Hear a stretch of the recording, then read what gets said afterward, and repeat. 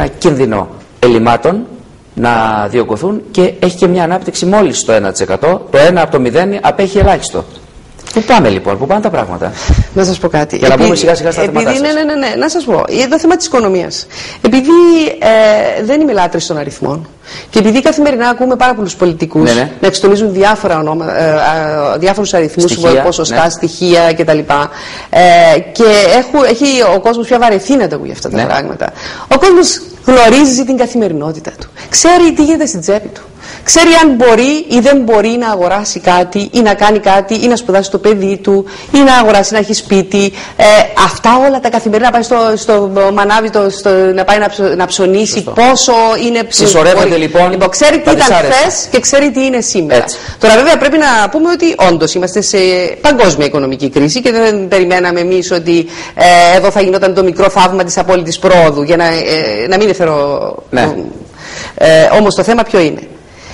Όταν παρέλαβε αυτή η κυβέρνηση ένα συσσωρευμένο ποσό, αντί να το διαχειριστεί από την προηγούμενη κυβέρνηση, από την κυβέρνηση Τάσου Παπαδόπουλου, που συμμετείχαμε κι εμείς, αντί να το διαχειριστεί με τέτοιο τρόπο, ώστε να δημιουργήσει αναπτυξιακά έργα και στο δημόσιο, αλλά να δώσει και κίνητρα στον ιδιωτικό τομέα, ώστε να ανοίξουν θέσεις εργασίας, να δούμε τους νέους μας να έρχονται πίσω και να βρίσκουν θέσεις εργασίας και όχι να τους βλέπουμε να μαραζώνουν καθημερινά, γιατί τώρα που μιλούμε και με πάρα πολύ κόσμο, πάντοτε έχουμε αυτή την ευκαιρία βέβαια, αλλά τώρα ιδιαίτερα ακούμε αυτό τον πόνο, αυτό το κλάμα των νέων ανθρώπων, οι οποίοι επενδύουν πάρα πολλά και σε χρόνο και σε φεαουσία και σε χρήματα βέβαια, για να μορφωθούν και έρχονται πίσω στην πατρίδα μας και τι βρίσκουν? Κλειστές πόρτες. Πώς θα σπάσει αυτό το πράγμα? Ανάπτυξη. Δεν είχε άλλη απάντηση. Ανάπτυξη. Η φοροεπιδρομή δεν βοηθά καθόλου. Απλώς εντάξει, μπορεί να βοηθήσει κάπως περιστασιακά, αλλά τίποτε διαφορετικό εκτός από λοιπόν, αυτό. Εσείς λέτε, και ξέρετε, υπάρχει και μια φορολόγηση η οποία είναι σκοτεινή. Δεν είναι μετρήσιμη. Και να σας πω, αν μου επιτρέπετε. Βεβαίως. Λοιπόν, έχουμε στον χώρο της παιδείας, παραδείγματος χάρη, το δημόσιο σχολείο. Καταραίει. Και ξέρετε γιατί το λέω αυτό? Διότι οι κυβερνώντες μας λένε ότι κάνουν εκπαιδευτική μεταρρύθμιση. Έχουν παντιέρα επιτυχίας καθημερινά σε όλα τα μέσα μαζικής επικοινωνίας. Ρωτήστε όμως και τους εκπαιδευτικούς. Ρωτήστε τους πώς είναι τα πράγματα. Και εσείς τα ξέρετε τα θέματα αυτά καλύτερα. Όμως απλώς για να το ολοκληρώσω τη σκέψη μου. Ο γονιός τι κάνει τώρα? Έχει χάσει την εμπιστοσύνη του στο δημόσιο σχολείο και απευθύνεται, όπως και στην Ελλάδα, και εσείς τα ξέρετε καλύτερα, και στην παραπαιδεία και στην ιδιωτική εκπαίδευση. Έτσι. Και ενώ η ιδιωτική εκπαίδευση βέβαια έχει να προσφέρει κάτι το ιδιαίτερο και είναι δικαίωμα καθενός να απευθυνθεί στην ιδιωτική εκπαίδευση αν επιθυμεί να το αγοράσει και το βαλάντιο του το επιτρέπει, αλλά ο μέσος Κύπριος δεν επιλέγει, είναι υποχρεωμένος να απευθυνθεί στη δημόσια. Τον κατευθύνουν αναγκαστικά προς τα εκεί, γιατί δεν έχει άλλη λύση. Ακριβώς, και οι αριθμοί αυξάνονται κάθε χρόνο. Μάλιστα. Άρα μπορεί να φτάσουμε σε ένα σημείο όπως αυτό που ζει η Ελλάδα, που όταν κάποιος κουβεντιάζει, έχουμε φίλους στην Ελλάδα και μιλούμε, που πάει το παιδί στο τάδε ιδιωτικό, ενώ στην Κύπρο δεν συνέβαινε αυτό πριν.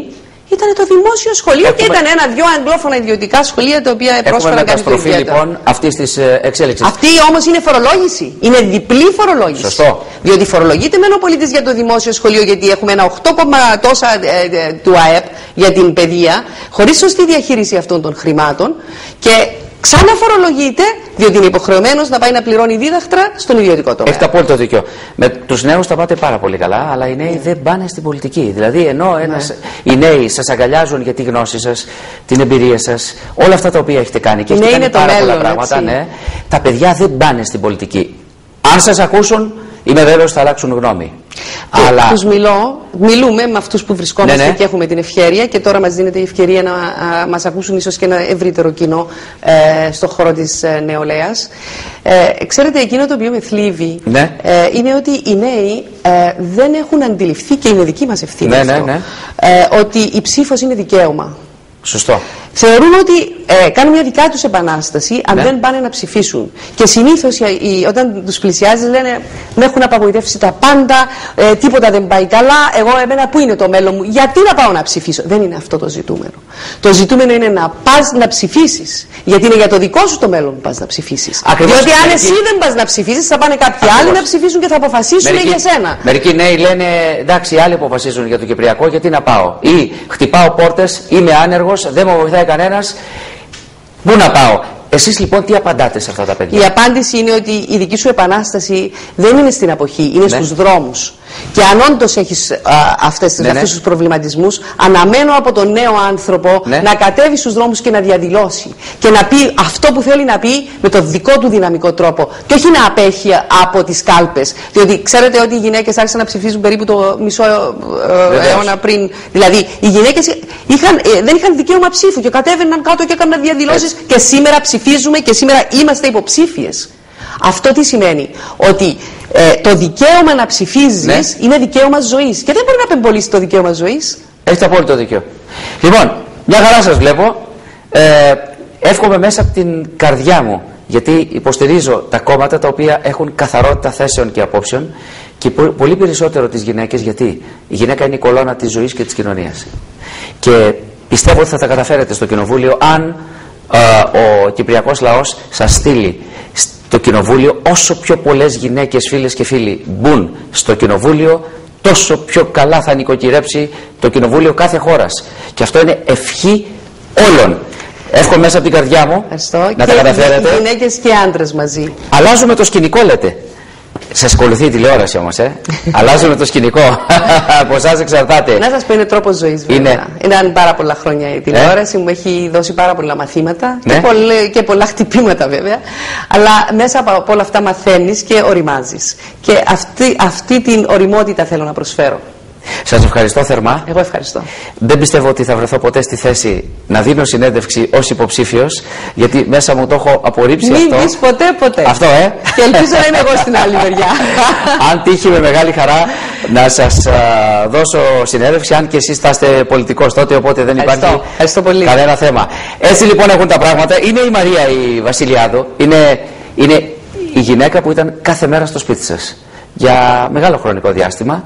Ήταν η γυναίκα που έδωσε ευκαιρίες σε πάρα πολύ κόσμο. Να λοιπόν μια καταπληκτική ευκαιρία από εσάς για εκείνη σε αυτή την εκλογική αναμέτρηση.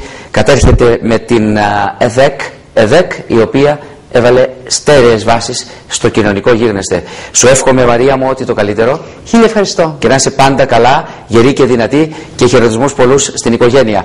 Έτσι έχουν τα πράγματα, φίλες και φίλοι. Σας ευχαριστώ θερμά. Θα το λέω κάθε μέρα που επιλέξατε το Extra Channel, το Extra TV, τον πανκύπριο τηλεοπτικό σταθμό για την δική σας ενημέρωση. Και εμείς θα τα λέμε συνεχώς έως και το βράδυ των εκλογών. Καλό βράδυ.